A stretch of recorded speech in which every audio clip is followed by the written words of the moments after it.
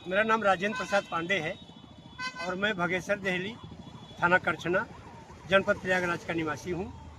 और कुछ भ्रांतियाँ जो जनता के बीच चल रही हैं उनके बारे में कुछ मैं खुलासे करना चाहता हूँ।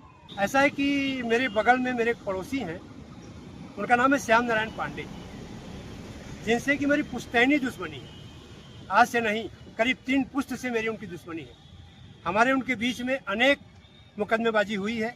हमारे उनके बीच में सिविल का मामला पेंडिंग है, हमारे बीच में उनके क्रिमिनल का मामला पेंडिंग है।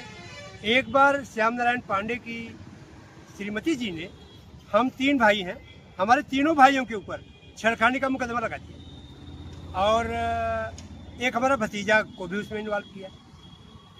हम लोगों ने उसका प्रोटेस्ट किया कि नहीं भैया, ऐसा तो कुछ हो ही सकता।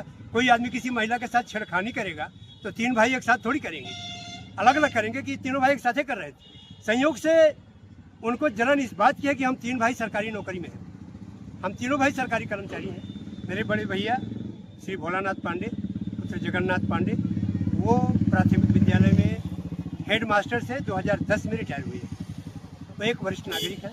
मैं BPCL में इंजीनियर के पद पर कार्यरत था और मैं 2018 में रिटायर हुआ।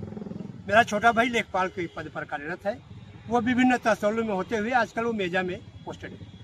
फिलहाल हमारे पूरे परिवार के पीछे ये श्याम नारायण पांडे का परिवार काफ़ी दिन से लगा हुआ है। हमारे जानकारी में तो कम से कम 25 साल से तो लगा ही है। तो गत्वा चूँकि घटना पूरी तरह फर्जी थी, इसलिए उस घटना में अंतिम आख्या प्रसिद्ध कर दी गई।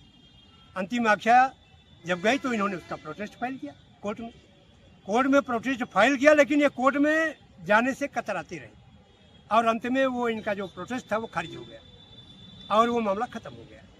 इस तरह से भी इन्होंने एक सिविल का मैटर भी किया।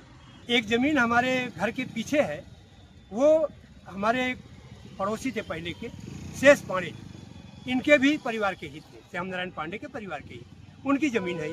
वो ज़मीन करीब 50 बाई 50 की है। उस ज़मीन को शेष से लेने का बात कह करके ये लोग काफ़ी दिन तक उस ज़मीन को पेड़ों लगा करके किसी तरह कब्जा करने का प्रयास करते रहे, किंतु कब्जा नहीं कर पाए। इसके बाद जो है हम लोगों ने शेष पांडे के बेटे से 2016 में वो ज़मीन रजिस्ट्री करा दी। हमारे घर के 2 बच्चों के नाम वो रजिस्ट्री है। हालांकि उस मुकदमे में उनको कुछ आज तक नहीं मिला है, कोई सफलता भी इनको नहीं मिलेगी। वो ज़मीन हमारी ही रहेगी।